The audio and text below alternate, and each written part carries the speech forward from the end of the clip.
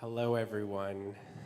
It is so good to be here. I know that people are going to continue to stream in as they make it back from the Redwoods. We pack our day full. And also welcome to all of you joining us virtually. So this is our annual social justice panel. And we were debating what topic would we want to tackle this year. And it seemed that the thing that so many of us are in most need of isn't one particular topic at all, but it's the courage to keep going. That hope seems to be in short supply right now.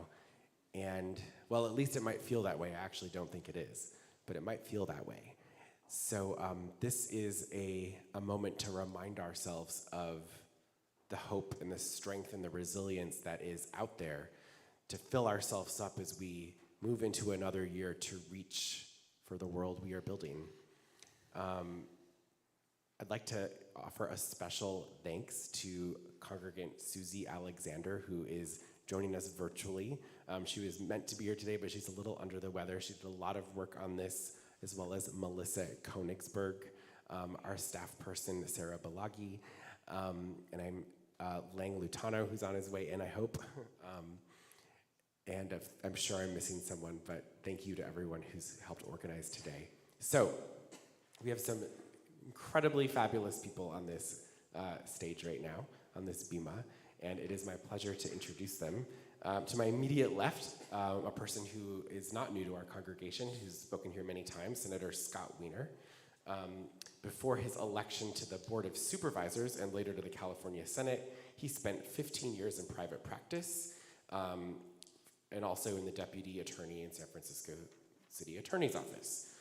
In the Senate, Senator Weiner works to make housing more abundant and affordable, invest in our transportation systems, increase access to healthcare, address climate change, reform our criminal justice system, reduce gun violence, reduce California's high poverty rate, and safeguard and expand the rights of all communities, including immigrants and the LGBTQ community. You're not doing enough. I also just enjoy that he's someone we see around town.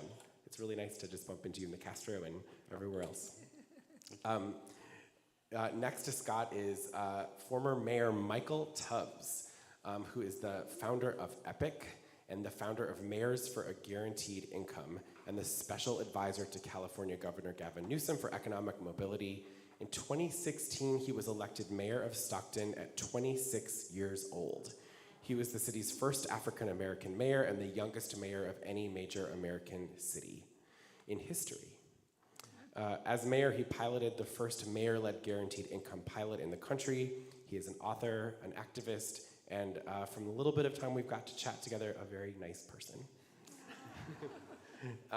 Next to Michael is Judy Shils, a member of our congregation.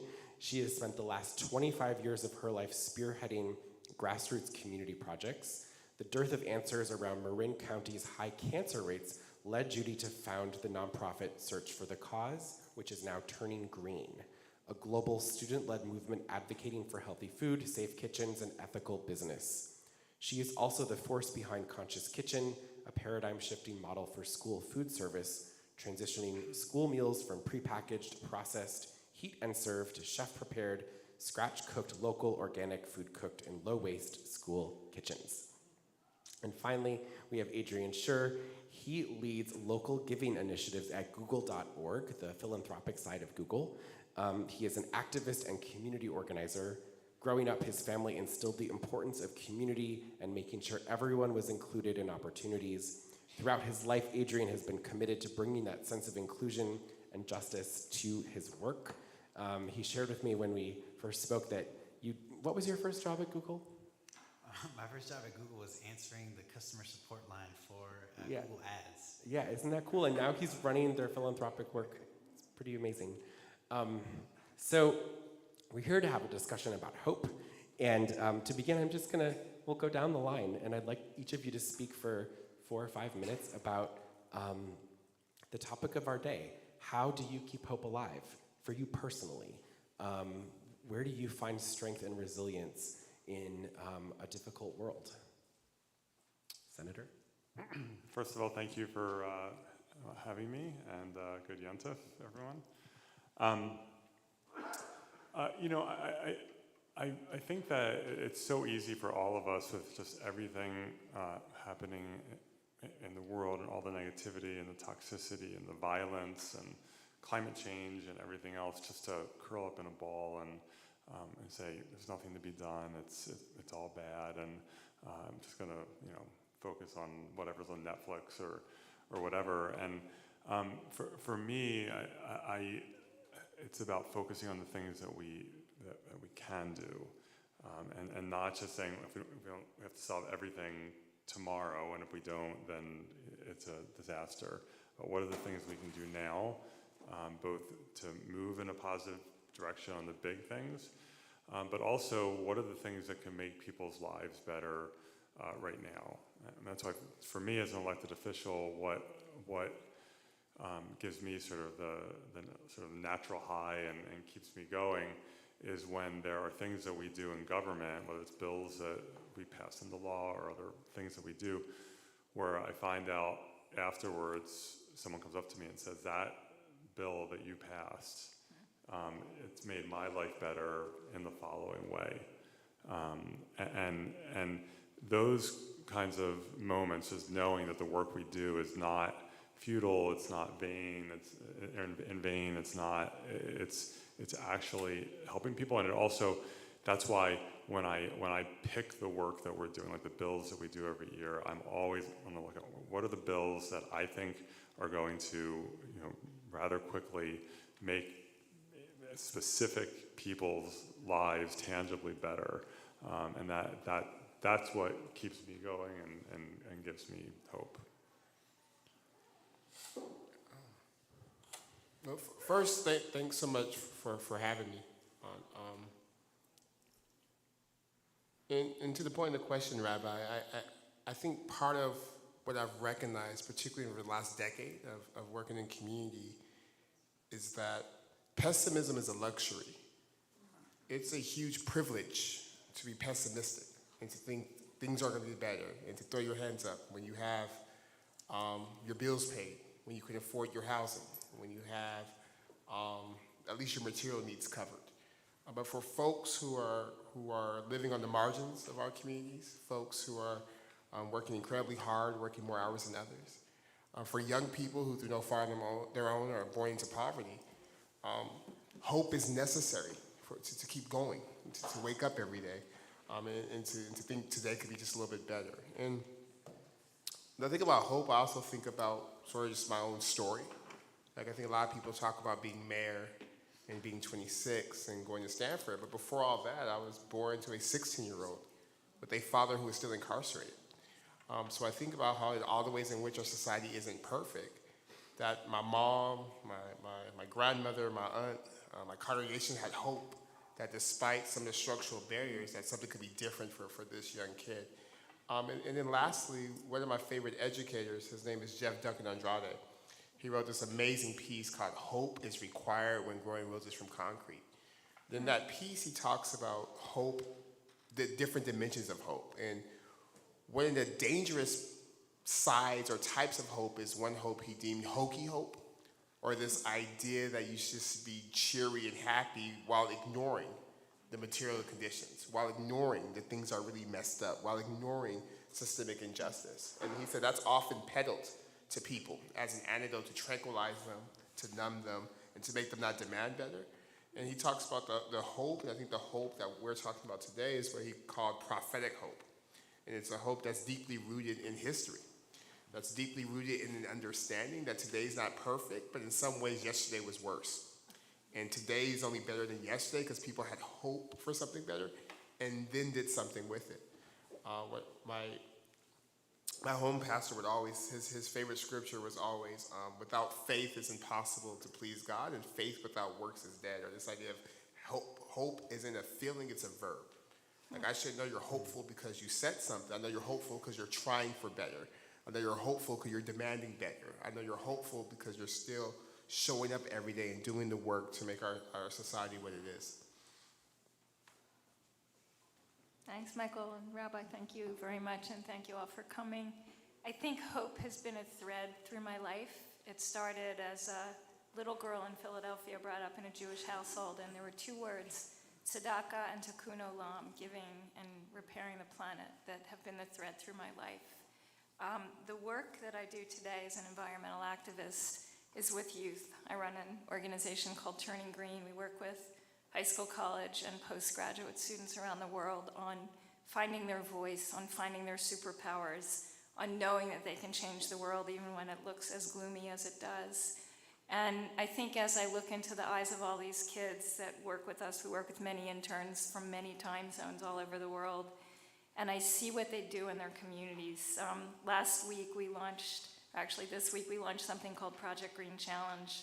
It's thousands of students in 60 countries and 50 states that are all competing to exert themselves around climate change and climate action. And I watch students from Iran sign up to change the world when they're dealing with what they're dealing with and the injustices that they're facing where they live.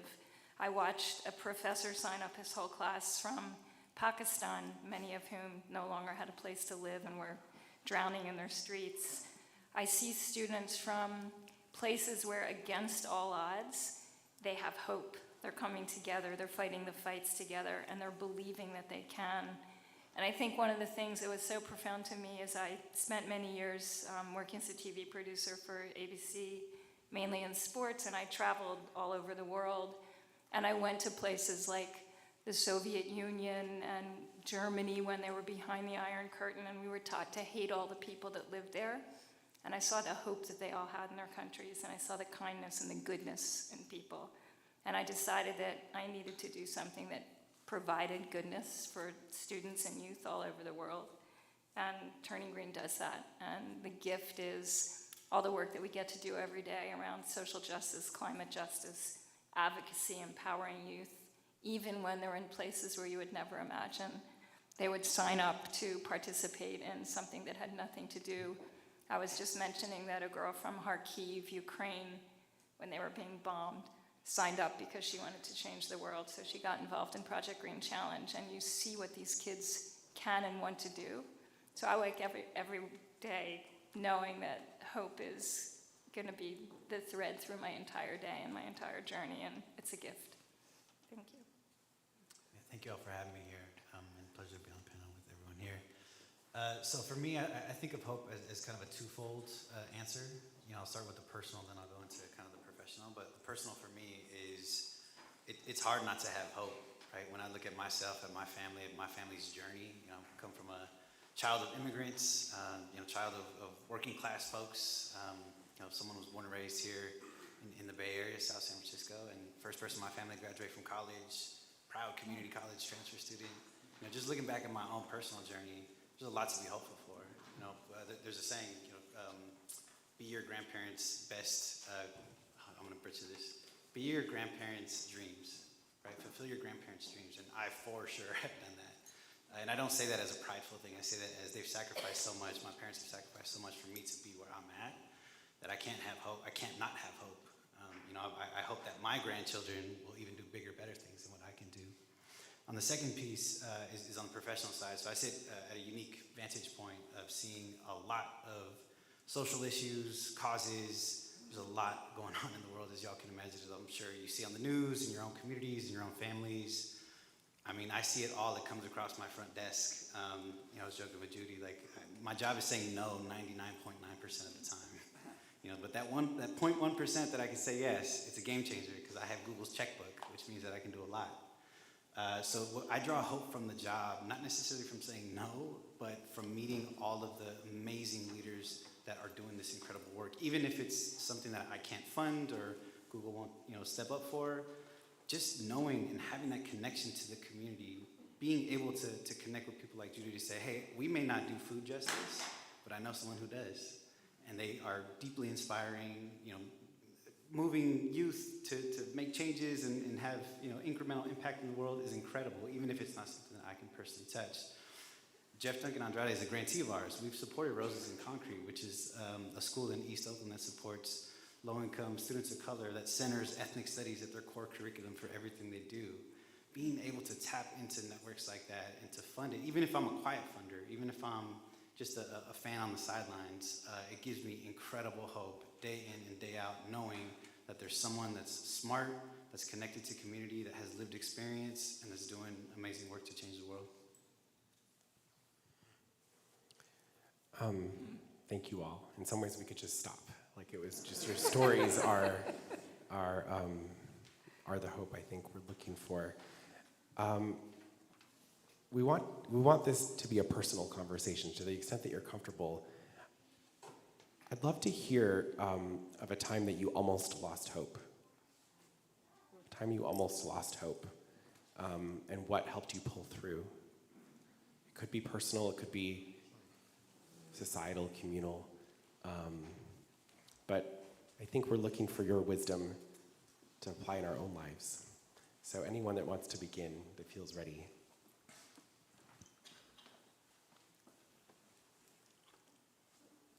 Okay. It's really hard to lose hope when you wake up every day and you know that you need to stay hopeful for the youth that you're empowering. I think when I lose hope, it's exhaustion. And we were just talking about that earlier. Like, you work 24/7, and sometimes you hit your wall. So I think when I hit my wall, and I think, why am I doing this? And sometimes I look at my daughter and I say, we're out of our minds. You know, we haven't slept for 2 days.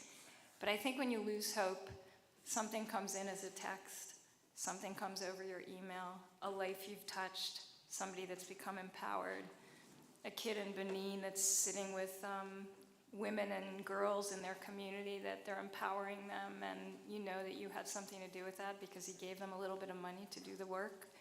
So I think about, it's really hard to lose hope if you have purpose, and if you look ahead and you look forward. And I think also, I'm 65, and I've led a pretty hopeful, wonderful life. And I also feel like there's a time that you give back, and you just have to remain strong and keep on going. I could jump in next. So, yes, I work for Google, which is amazing, but at the end of the day, it's corporate philanthropy, which means that I oftentimes am at the cusp of losing hope. So, working in this job, it can sometimes feel like you're just a cog in the wheel, making the big machine go, and not really have kind of that deep connection to what's happening outside or the big picture type stuff.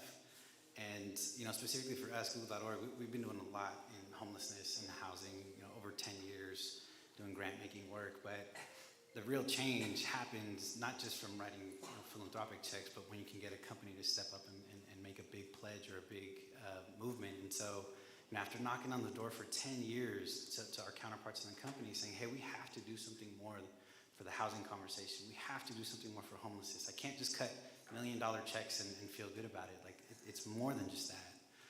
And I'm not joking. After about 6 years of having that conversation, we were finally able to get to the table to have the company step up to make $1 billion affordable housing commitment, which is not easy. It takes years. Thank you. It takes years of work, and I would lie to you if I say I didn't lose hope at some point throughout those conversations. But I think for me, having that picture of community, who am I accountable to? Of course, I'm accountable to my bosses and my job, but at the end of the day, I'm accountable to my family, and I'm accountable to my community. I'm from here. I don't engage with topics of housing and displacement and gentrification from a theoretical standpoint. These are personal lived experiences. And so for me, having that clear idea of accountability really allows me to recenter when I feel hopeless or I'm on the cusp of losing hope. Which politician's going first? Just trying to think of a good answer. One of my favorite Dr. King quotes is one where he says, we can accept finite disappointment, but never lose infinite hope. And I think in the times when I find myself less hopeful or losing hope, it's when the disappointment or the failure feels permanent. Feels like this is what it always will be. Feels like, okay, that's it and that's all. And I mean, probably the clearest example of that was when I lost re-election in 2020. Spent a lot of time with my brother Lang Luntao. I'm really thinking about how do we change the structures of the community we came from, and had some momentum, saw some success. So when the loss happened, felt deeply unhopeful because it felt like the bad guys had won. It felt like, well, we did all this good work. What happens to that work? It was really sort of in that moment, in grappling with the shock of losing re-election, that to the point you raised, it became very clear, at least to me, that part of being hopeful is also understanding that your purpose isn't tied to a position, or your purpose isn't tied to a set of external things you actually can't control. That one thing that keeps you hopeful is knowing that there's always room in the world for the work that only you can do, and it may look different than you can imagine. But that's not something I understood until I had to understand it. And I think the second sort of big lesson in terms of retaining hope was this idea of using closed doors or rejections as a time for redirection. And maybe it wasn't that this was a total failure, but maybe it was just an opportunity to do something else. Maybe it was an opportunity to think bigger, to expand horizons, to learn and figure out how to get better for what's next. And again, I think that's what's been incredibly helpful, particularly the last couple years. I mean, from voting rights attacks to attacks on choice to a literal insurrection on our capital that hasn't been breached even during the Civil War when folks were actually fighting each other on this soil. It's very easy to just give up hope and that, well, that's just it. Like, there's nothing we can do. Like folks think that COVID was made in the lab and that masks don't work. Like, it's so easy sometimes, I think, to give up hope. But it's always a reminder that these external circumstances, no matter how harsh and how difficult and frankly how scary they can be, are temporary. And as eternal creatures, part of our mission, our role, and our work is to make sure those external things don't become infinite, that we fight and resist and organize and speak up so that the hope we feel is made tangible and real for people who may not have it. Yeah, so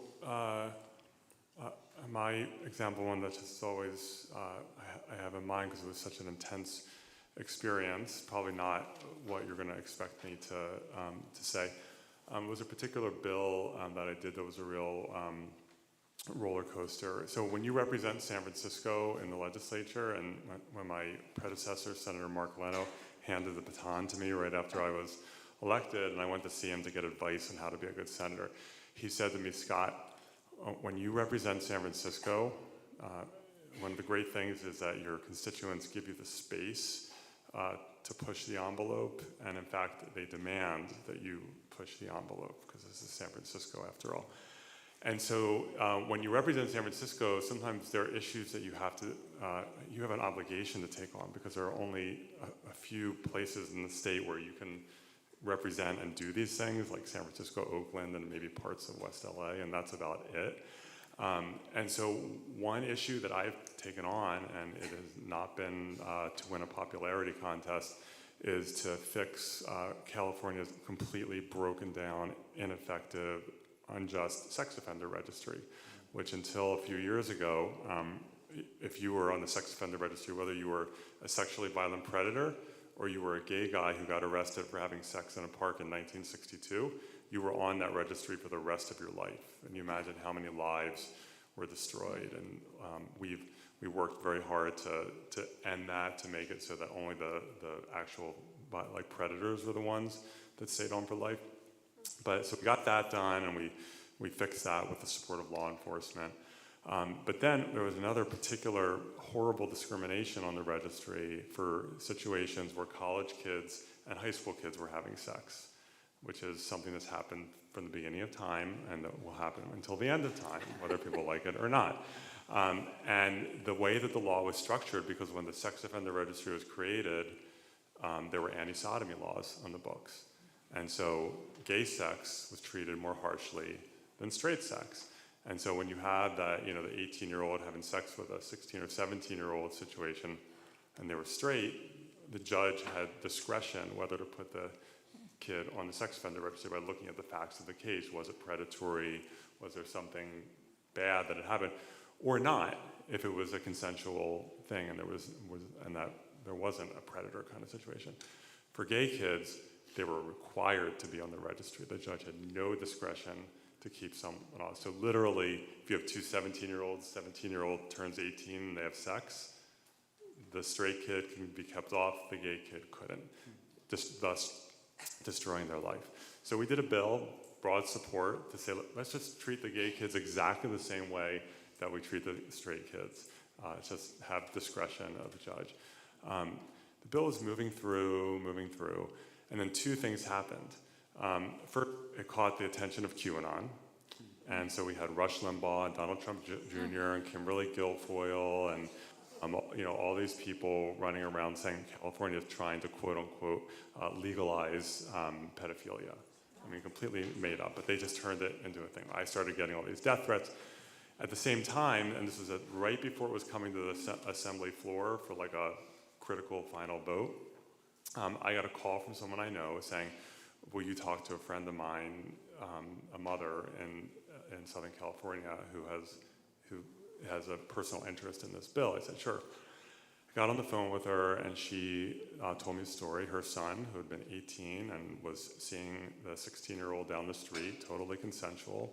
The 16-year-old's parents found out they were homophobic. They called the police. The 18-year-old got charged with statutory rape and was going to be forced to go into the sex offender registry, and he was basically going to kill himself. And so the judge literally delayed the trial to the following January in the hopes that this bill would pass so that the judge would have the ability to not put this kid on the sex offender registry and destroy his life. And so the mother at the end said she was literally watching the assembly online all day, every day. She was just like not working, just watching it to wait for this bill to come up. And so we had this QAnon tidal wave coming. It was an election year. It was just 2 months before an election where every member of the assembly was up. And I just saw this bill. In my mind, it seemed like it was going to just implode with all the QAnon stuff happening and people just freaking out. And it got onto so I was starting to lose hope because all I kept thinking was this kid who could have been me or any other number of, queer people, but for the grace of God. And I had that weight on me and I felt like the bill was falling apart. And then it got on the assembly floor, and one after the other, I had colleagues stand up and say, this is the right thing to do, and we should do this, including colleagues from not progressive parts of the country, of the state, and they passed it, but with exactly 41 votes, and several of them got harshly attacked with campaign mailers afterwards. And I would call them up and say, I'm so sorry that happened. And every single one of them said, you know what? I would do it all over again. This was the right thing to do. So I almost lost hope, and then I got hope back.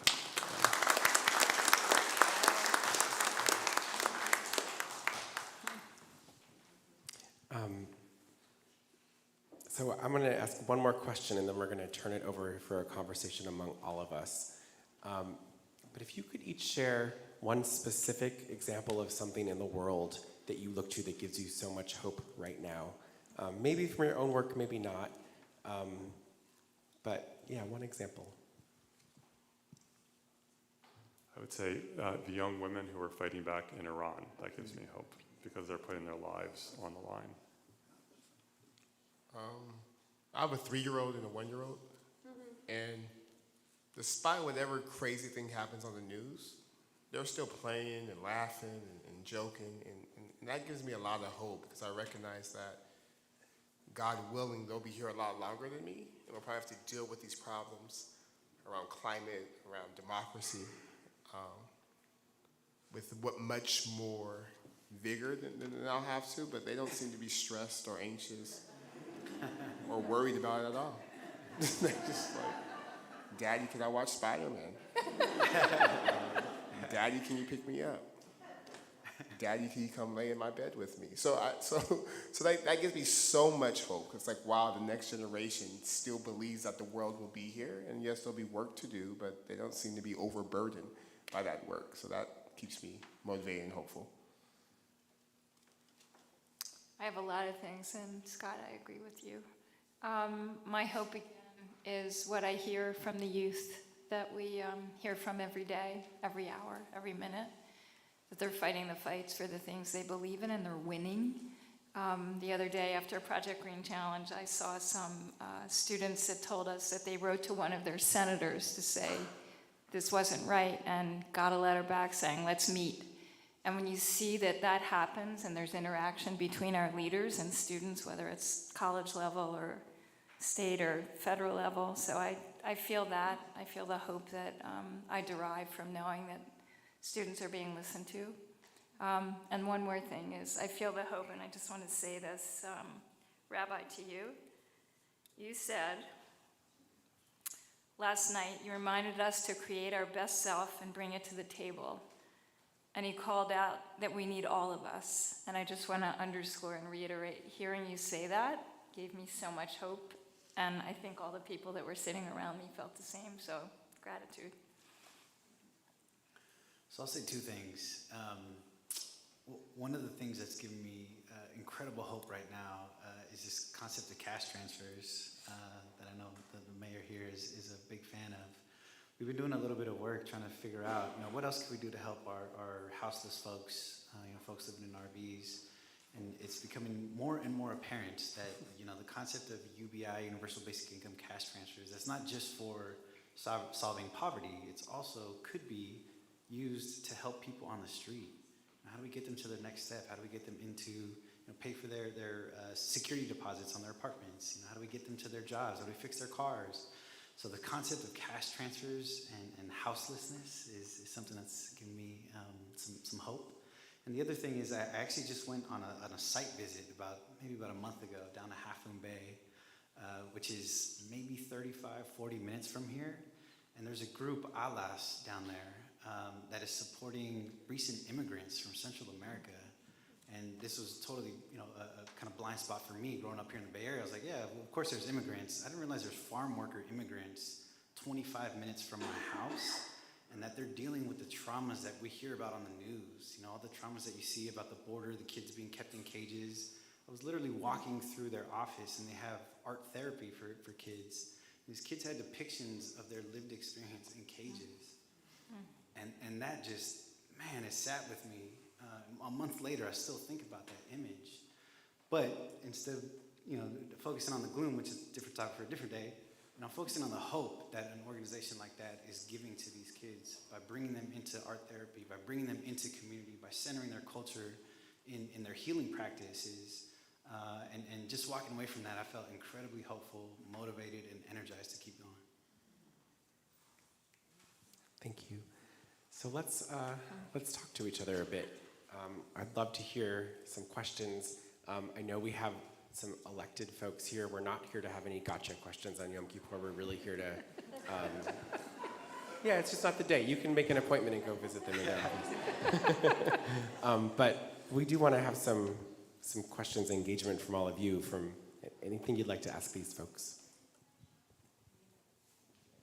Rabbi, could you reintroduce everybody, because some of us were at the meditation in the Redwoods. It took a while to get out.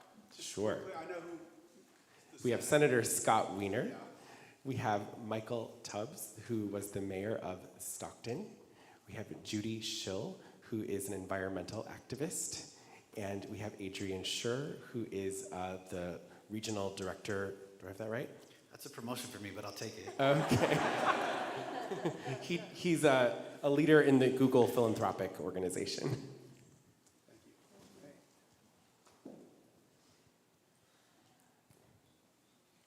Yeah.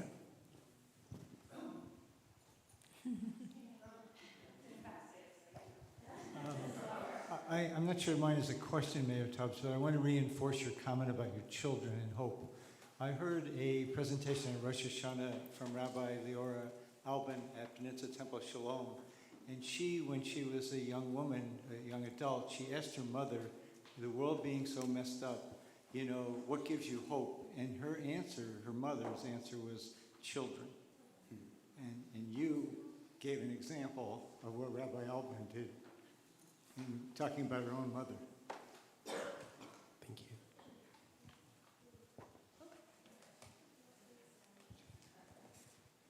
Thank you all for being here and for sharing. I think all of us are lacking hope, but what gives me hope is seeing tangible examples of things that people are working on. And I would love to hear from each of you something you're working on right now, not something at which you succeeded, something at which maybe you're struggling, maybe you're grappling, but you're on that path towards something. I think all of us want to know what you're working on right now, because the present gives me hope and needs hope. I can start because I just talked about it in my previous answer, which was cash transfers. There's 2 proposals that are in my inbox right now to test out cash transfers for about 500 for one pilot and 250 families, homeless families in San Francisco, to test out the concept of cash transfers, anywhere from $500 a month to $1,000 a month, and impact evaluation alongside that. The price tag is steep, as you can imagine, $1,000 a month for 500 families. So I'm in fundraising mode. So if there's any philanthropies out there, let me know. But it's something that I'm incredibly excited about. It gives me deep hope. There's a lot of mountains to climb. I'm sure, as Michael can tell us, political mountains, narrative mountains, all that stuff. But I'm really hopeful that we can get this across the finish line. And we're lucky enough that I was able to get the company to commit to funding it. So a lot of hills to climb, but it's something that's giving me hope right now.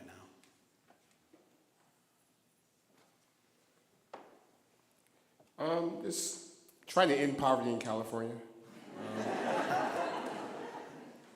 It's a lot of work. And then also, I have a group of 100 mayors who are piloting guaranteed income programs, and now we're working with county officials. So trying to move from pilots to policy in terms of cash transfers and just getting everyone to understand that we actually all live better when everyone has their basics met. Like, everyone has their basics met, a lot of the hard things we're trying to solve are even more solvable. I'm going to follow him with, I want to see organic food on the plates of every child in the state of California and beyond. And to that end, we're doing a lot of work to engage BIPOC farmers from this region, this area, and being able to get into the USDA food supply chain so that they can make a living. And I think when we think about equity and justice for all, I live in this community, we're doing a lot of work feeding kids in this community. And when kids have healthy food to eat, and when we're feeding our land, we're addressing climate impact, we're addressing everything through a plate of food. So we're working right now, transitioning the district in the East Bay from conventional to organic. We're halfway there. And we actually have an event, in case anybody wants to come or help, on the 12th of October at a school where we're bringing everybody together, the people that decide how and what money is going into school food, to demonstrate Project Salad, which is bringing fresh organic food at least once a week into the schools of California and showing people that there is an organic supply chain, that it is affordable, and that we need to do everything we can for our kids.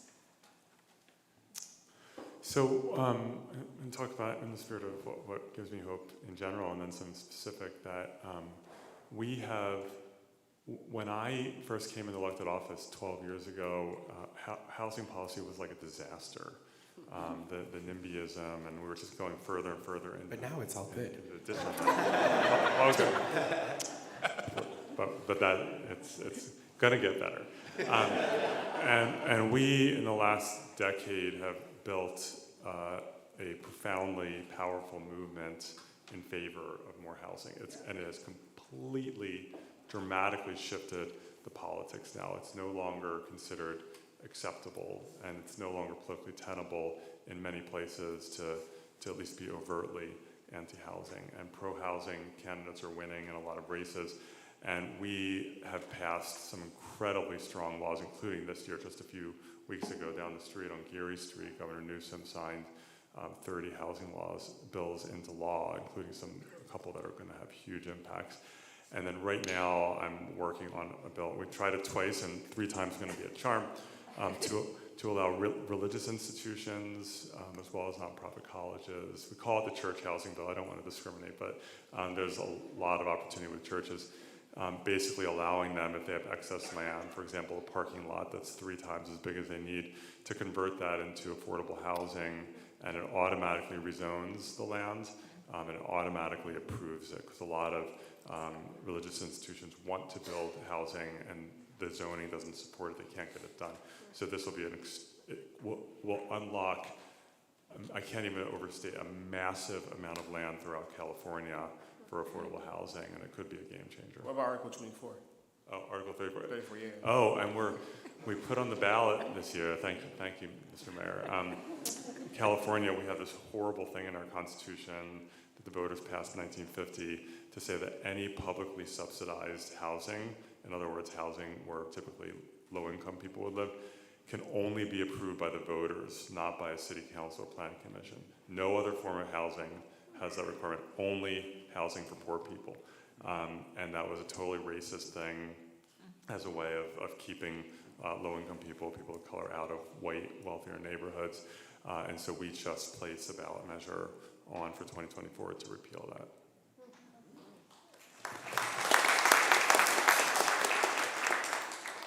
And we may be talking about doing something with you on the church. What is it called?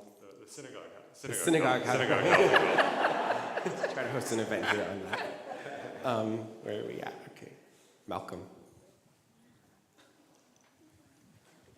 Hi, I'm Malcolm Gisson, and I'm the co-leader of the San Francisco Black and Jewish Unity Coalition, which is a social activist organization. Firstly, I think this is a great idea. I think it should be for 2 or 3 hours, because I haven't thought about food for at least an hour. And secondly, thank you so much. What you do is so difficult, it's so challenging, and the whole community, everyone here, has to thank you for the efforts that you put into the amazing work that you do. I wanted to say one thing that we're doing. We're trying to change California prisons and the reentry system, which has been a horrible failure, a waste of enormous amounts of money, and it's a bureaucracy that's very difficult to change. And so we need support, and we need help in doing this, and it's very, very difficult work. My question is regarding what gets me down. I look at the country and the divisions in this country and how we can come together as a nation to work together. And I watch the Republican Party get worse and worse as they believe in untruths, things that are factually incorrect. And I think, how could we possibly work with them? And if that's not bad enough to get me discouraged, I'm looking at the elections, and I'm seeing polls show that Congress is the House of Representatives. The elections are very close. I'm looking at state elections where some horrendous human beings may get elected, where they can reverse the results of elections. This is contrary to everything we all believe in. How do Let's get to the question. How do I stay encouraged when I watch that on an everyday basis, other than stopping to watch the news? Let's also remember we're a diverse congregation, and Republicans are welcome in this room too. Especially on the Day of Atonement. We love Republicans on the Day of Atonement.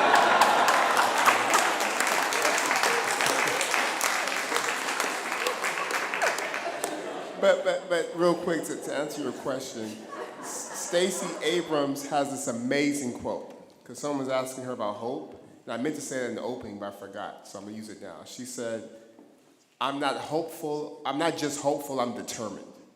And then she talks about, again, that the need for the verb, like be feeling good is not enough. She said, but I'm determined to fix it. And I think that's sort of the mentality I try to have when I see all the things that are happening that make me even more determined to make it better. You know, when you look at the history of this country, as bad as things are now, we've been through some really bad times. I mean, for most of this country's history, when we look about like voter suppression now, or just lack of actual democracy, that was the case in this country. Routinely stolen elections, preventing black people from voting, even when they were supposed to be able to vote. We had just massive rifts in the country. Killing each other on the floors of Congress. Yeah, exactly. I mean, just not to mention the Civil War. So there was been a lot of bad. I don't want to curse in shul, but some bad stuff that has gone down in the history of this country, and bad, hard times that we've gone through the McCarthy era. So it's bad right now.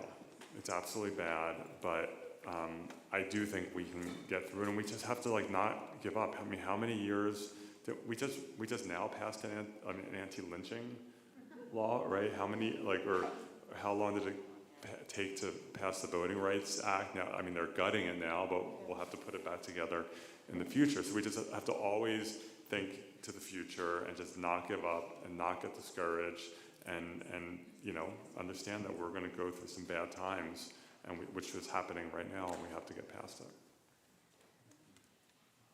I think determination and passion. You have to stay focused, so sometimes you have to stop hearing all the noise. Keep doing what you know is right. Scott? Sorry, I had your name wrong. Yeah. Dave. Apologies. This has been a great panel, and maybe a little different style of question than the last one. With the problems that you're all confronting and that exist in the country being so big, how do you live with incremental progress, not just frustrating?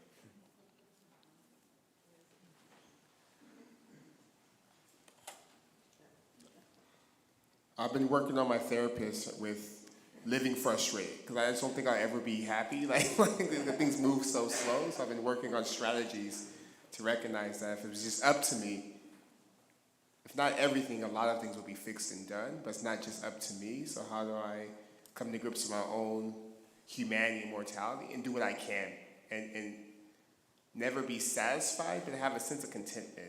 And I just spent time 2 weeks ago with Mary Wright Elderman, who founded the Children's Defense Fund, has been doing this work for like 60 years. And I was talking to her, and she said, well, you have to first understand you're in a relay, and it's a marathon relay. And she said, but I'm pretty sure you're not going to get to the finish line, but your job is to pass the baton so someone's that much more closer than you were, because someone passed the baton to you and got you farther than where they started. So that's also been helpful in terms of conceptualizing and realizing that no, part of this is that it's a relay, and it's my job to run as hard as I can with what I have for the time I have, and then pass it on so that someone's better positioned to keep moving the ball or the baton forward. I mean, first I want to acknowledge my successor on the Board of Supervisors, Raphael Mandelman, is here, so welcome, Supervisor.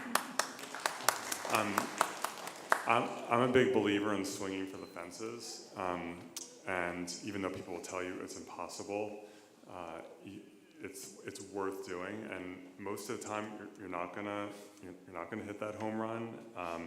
But then well, first of all, like 1 out of every 5 or 6 times you will, and then like in the legislature, you take on an entire industry, and everyone tells you it's impossible, and you swing for the fences and you win. But even when you lose, a lot of times when you fight these really, really, really hard fights and you lose, you create new political space, and then other people and other efforts can get through. May not be as big, but in the end, they may end up being as big. We've done that on housing. We had one particular bill where I really swung for the fences really, really hard, and created a lot of political good kind of chaos. And a huge fight, and we lost on that bill, but that bill created enormous space, and all sorts of other housing proposals have gotten through in its wake, and so that's how I approach it. I think one other thing that we often do is really build capacity amongst like-minded people, and also people that might not be in the same camp as you, and try to elevate what you're doing and make it bigger and louder than you could ever imagine. And again, I go back to the next generation and getting them involved, because that's our power. And I think passing batons, which we've heard a couple of times today, making sure there's space for the next generation to be at every table, and teaching them well, because they're often listened to when the grown-ups aren't. The one thing I'll add to that answer, and this is more just from my personal perspective, but I'm deeply invested in direct service work. When there's a host of, I grew up Martin DePore's Soup Kitchen on 16th and Potrero, and my dad was there for about 30 years volunteering and serving on the board. So I grew up in that soup kitchen, direct service, meet people's needs immediately. As as I grew older, as I majored in ethnic studies and realized, there's a systems answer to this too. It's not just doing that direct service. In my personal capacity, I make sure that I'm doing both systems level work, narrative change work, increasing people's capacity, organizations' capacities, while also meeting the need on the ground. If you're doing one without the other, you're not doing service.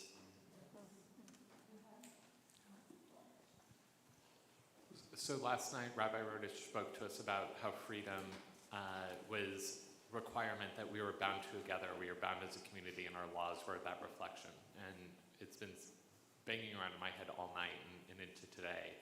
And I'm curious from each of you, this is a powerful community that we're a part of. How can we show up to advance the ball to be the next part of that relay? Where would you like us to be present? Perfect last question.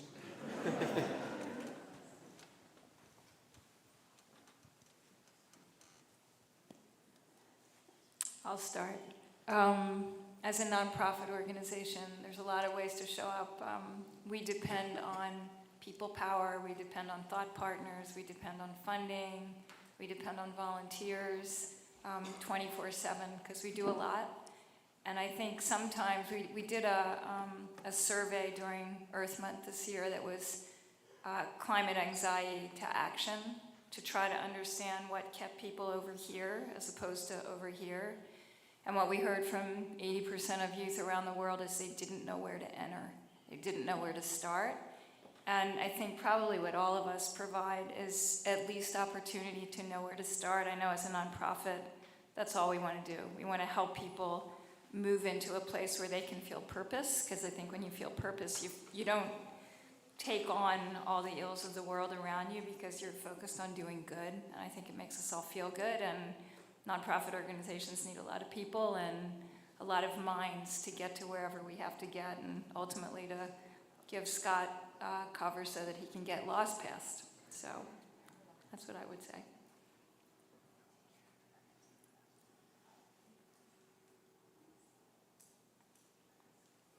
I'll add a couple ideas. First, as a philanthropist, we're so lucky to be here in the Bay Area, specifically in San Francisco. You can throw a rock down the street and hit about 10 different nonprofits that are doing fantastic, incredible work. It truly depends on what you're passionate about, what themes resonate for you in your lived experience. But I guarantee you there's an organization out there that is doing incredible work. But the work is on you to go find them. The work is on you to help them get amplified, to get to the next level, to do the fundraising, to show up at their volunteer events and push their agendas forward. The second piece that I think oftentimes people don't think of, I know it's natural to think, donate or volunteer. You all have power in your own lives, in the jobs that you hold, in the places that you keep. The only reason I'm in this position is because someone gave me a chance. I had zero philanthropy experience, but I told my manager at the time, or the hiring manager, I'm connected to community, I can give you that, but I have zero philanthropy experience. And if he didn't take that risk on me, I wouldn't be in this position where I'm at. And so I use that to challenge you all to think about what are the opportunities that you have in front of you where you control something. Are you on a hiring board? Are you a manager? Are you an owner of something? Think about how you can personally change someone's life, because that act of justice will reverberate not just for that person, for that person's family, for that person's lineage, and for that person's community. So whatever you could do to help someone, especially folks that maybe don't look like you, don't speak the language that you speak, don't come from the places you come from, or have the opportunities that you come from, the more that we could do that, I'm really hopeful that the world will be a better place. What I find most interesting or challenging about sort of markers or days like this is what happens after. Because I think in times of fasting and repentance and mourning and just a time to sit and reflect, provocations, questions, a desire to begin anew, the fire's there. And then next month, the month after, the month after, the month after, it's not there in its same urgency. So I would say the first thing is finding a way to capture this fire, this moment where we want to spend time and talk about social justice and talk about the world as it can be, and make that not just on the holiest day of the year, but make that part of our individual holiness of every day. Easier said than done, but that'll be a huge first step. I think number two, and this is what motivates the work we're doing now around ending poverty in California. I think it's actually reprehensible for San Francisco to have as many billionaires as it has, and as many homeless individuals that it has. Like, something's gone away. Like, that's we should be tearing our garments off of that. It's disgusting. I think it's unacceptable to have some of the highest performing private schools in the country a short drive away from some of the most low performing schools in the state or in the country. Particularly when we know that all children are inherently equally valuable and equally important to the society we want to create. I think it's crazy for California to have the 5th largest economy in the world and have the highest poverty rate in this country if you adjust it for cost of living. Or that knowing people are working minimum wage jobs they can't find. Like, I think there's so much off balance. Not even in the world, like in the state of California, in the city and county of San Francisco. I think part of it is that we all have to be righteously indignant and really understand that the status quo that we live with and we tolerate is actually unacceptable. It's actually evil. It's actually an affront to our professed values and in our faith traditions. So to answer your question, I think part of it is bringing that fire each and every day and saying, no, we can do better. No, it should be better. And not being afraid to sacrifice a little bit, not being afraid to have our preconceived notions of what the solution is be challenged, not to just speak when it's popular, but speak when it's scary. Speak out when everyone disagrees with you, and really kind of push for us to be the society I think we all deserve to live in. You know, I would say showing up and being involved in public life. And I know for a lot of people, they don't want to do that because it's uncomfortable, or they feel like they'll become a target or be attacked. And so people they're like, I'd rather do things that are not public. But if you look at, you know, some things that I view as frustrating, that like 90% of Americans support background checks and other gun safety measures, and yet Congress won't pass it. Or even in areas with very, very high support for vaccination, you don't see enough progress at whether it's school boards or in state legislatures. And the reason is that the you know, guns at all costs people and the anti-vaxxers are super organized and willing to be involved and consistent and out there and show up at town halls, at commission hearings, at legislative hearings, et cetera, over and over and over again. And the other side, not as much, not at the same level, even though the other side is the majority by far. And when we're willing to actually, when people are willing to shift that and be involved, things change. Used to be on housing, the people overwhelmingly who were showing up were NIMBYs, were people who were opposed to any new housing. They were not a majority, but they were showing up and gave a perception of being a majority. And now you have a pro-housing movement that shows up consistently and is willing to take the slings and arrows, and it's changed the politics. So that's my take on it. I'm so sorry. I know we have one more question, speaking of the next generation. Oh. Who has a question. We're tight on time, so we're going to have our friend ask very quickly.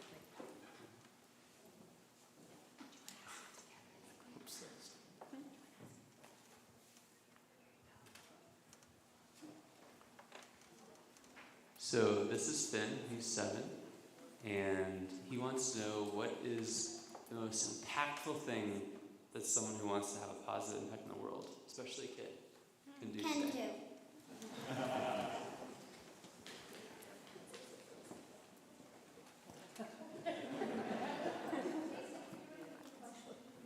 I didn't fully hear the question, so could someone...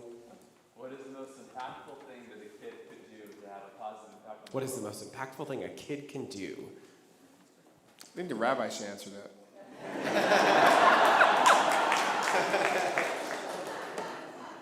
Well, we heard some great examples of that, but let me tell you, what was your name again? Finn.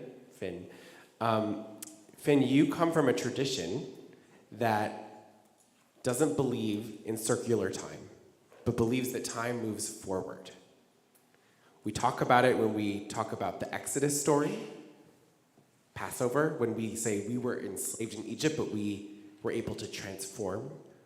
We talk about it when we tell the stories of our history. So one of the core things we can do, no matter what our age, is to believe deeply in the possibility of a transformed future. To believe deeply in it because we have been given the gift of that story from our ancestors, from our parents and grandparents and great-great-great-great-great-great-great-great-grandparents, that is inside of us. So what I need you to do is believe it, and then do what you can with that belief. I need all of you to do that. Good Yontif. Thank you all so much.